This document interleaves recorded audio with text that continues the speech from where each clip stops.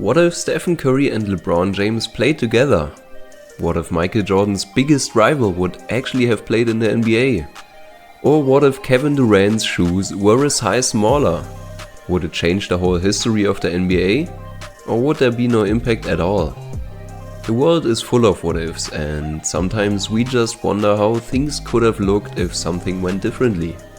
Today we want to cover the greatest what ifs in NBA history, so let's get right into it. What if the Timberwolves hadn't passed on Stephen Curry twice? The Minnesota Timberwolves made two of the worst mistakes in basketball history at the 2009 NBA draft. In need of a point guard, and with Davidson's Steph Curry sitting on the board, they used the 5th and 6th picks to take 18-year-old Ricky Rubio and barely 6-foot Johnny Flynn.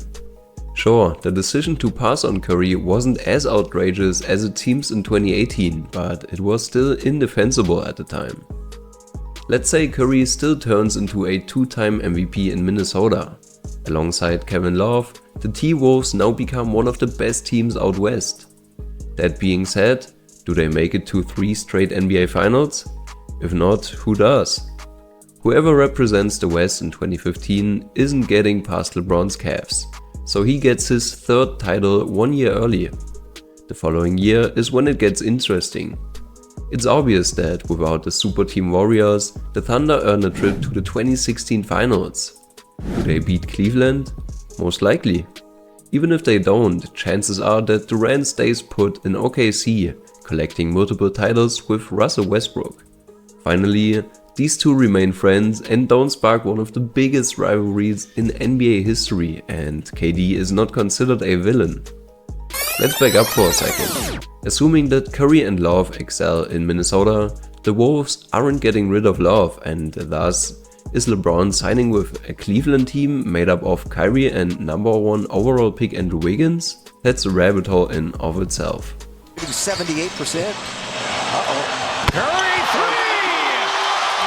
Does he like to trade 2 for 1? Even millimeter out of bounds. A perfect 2 for 1. There's the free one. Good! Steph hits a 3! What if Portland had taken Kevin Durant over Greg Oden in the 2007 draft? In the 2007 NBA draft, KD was selected 2nd overall, but the #1 pick, Greg Oden, was a complete failure.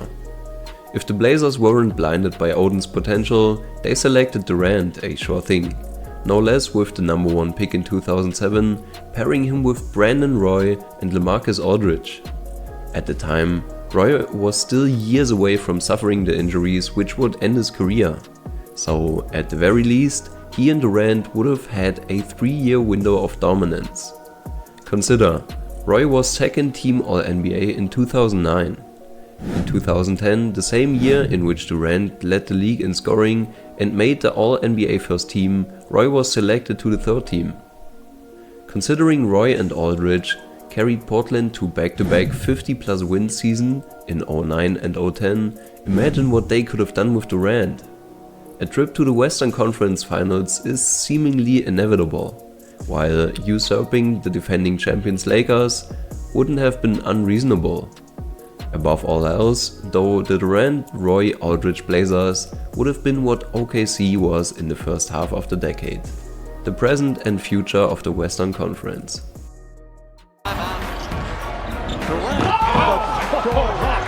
Collison with the setup, but Durant. Here is Durant against Williams, and he finally has a basket. If you enjoy this type of content, make sure to subscribe to the channel. It would help me a lot, but now we have to talk about Kobe. What if the Lakers wouldn't have traded Kobe? In 1996, Vlade Divac was traded to the Charlotte Hornets for young and unproven talent Kobe Bryant. This move would send shockwaves through the NBA in the upcoming years. Let's explore what would have happened if Bryant had stayed in Charlotte. For starters, the Lakers wouldn't have won 3 championships, even if they managed to sign Shaquille O'Neal. Meanwhile, O'Neal would have most likely stayed with the Orlando Magic and might have led them to another NBA Finals berth. The NBA landscape would be vastly different, as Charlotte basketball probably wouldn't have failed, and they wouldn't have been in position to get Chris Paul later in 2003. The Lakers would have kept Nick Van Exel as well as Eddie Jones and been a capable team, but not a championship contender. Orlando would have been in no position to get Dwight Howard, and some other lucky NBA team would have the honor. Los Angeles wouldn't have had any championships since the 80s, and Charlotte would have probably been in position to get some rings. Kobe Bryant would most likely still have rings, and his career regular season stats would look great, even better than they do now.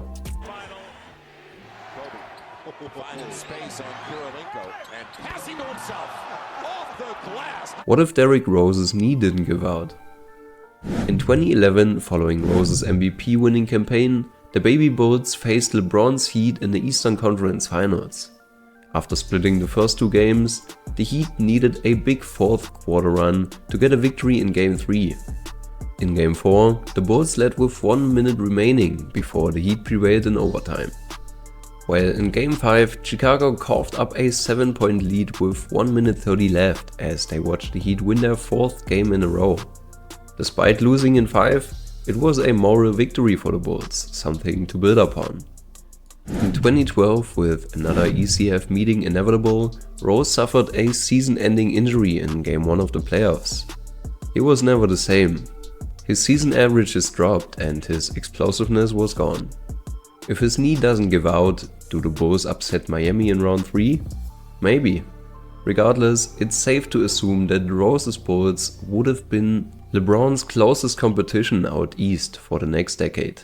On the play. Out back, and there's Rose. Down the lane of the left-hander. Oh my gosh. Can I get some butter with that roll?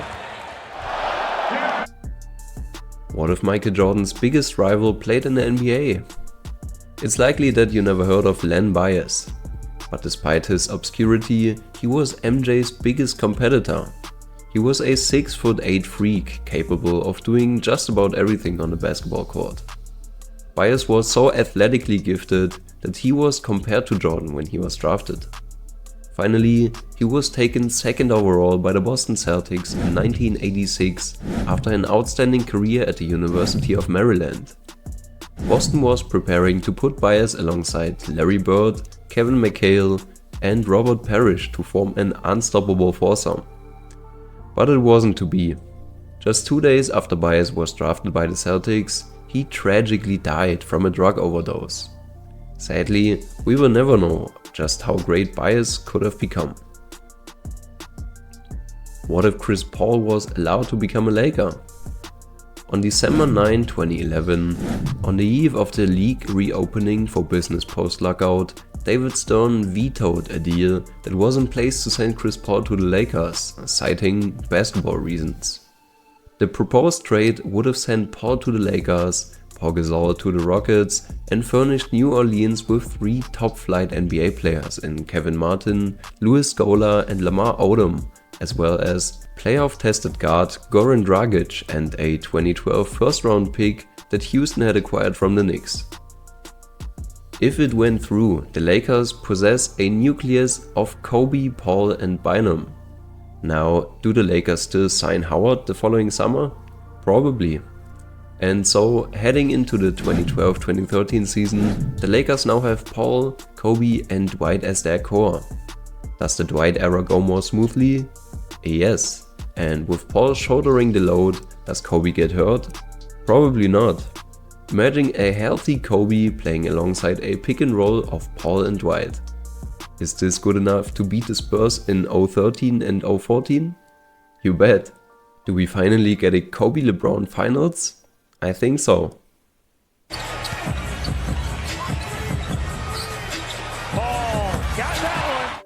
What if KD's shoes were a size smaller? In the second round of the 2021 NBA playoffs, the Milwaukee Bucks faced the Brooklyn Nets. The Nets had a 3-2 lead and were looking to close the series in Game 6. In the final possession, Milwaukee led by 2. The ball went into Kevin Durant's hand as he hit an astonishing game-winning 3-point shot. Well, at least we thought it's a 3-pointer. Turns out, the tip of KD's shoe was on the line and the shot counts as 2. If his shoe was a bit smaller, the Nets would have visited the conference finals and faced the Hawks.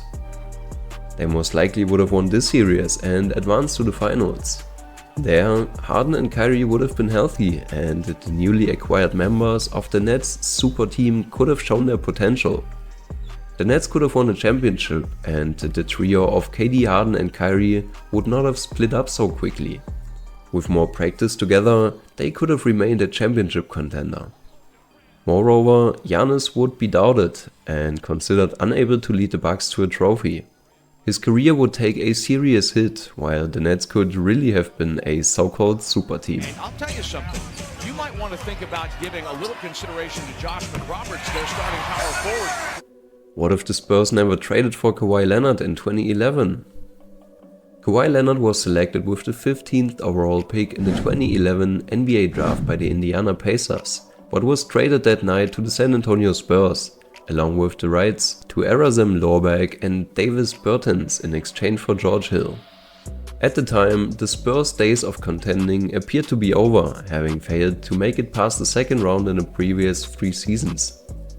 The addition of Kawhi and his subsequent emergence helped the Spurs reach consecutive NBA Finals and capture the 2014 title by way of Finals MVP Kawhi.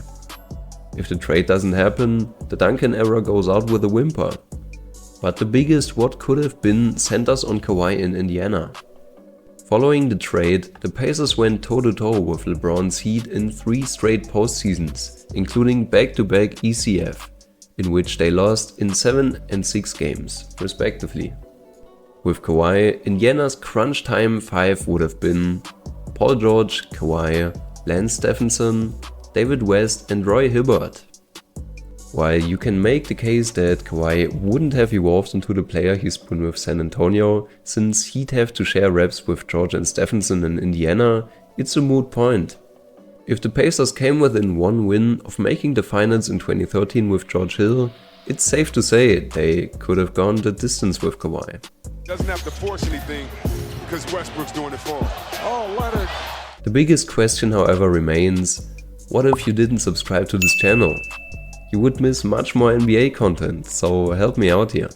But now let's get back to our final one.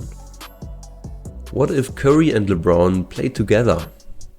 Unlike the other what ifs, this one is not something that had a serious chance of actually happening.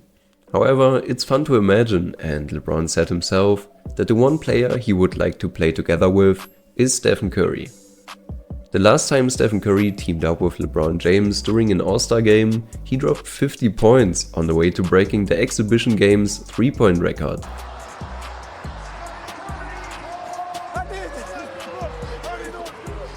Before James sunk in the game-winning shot.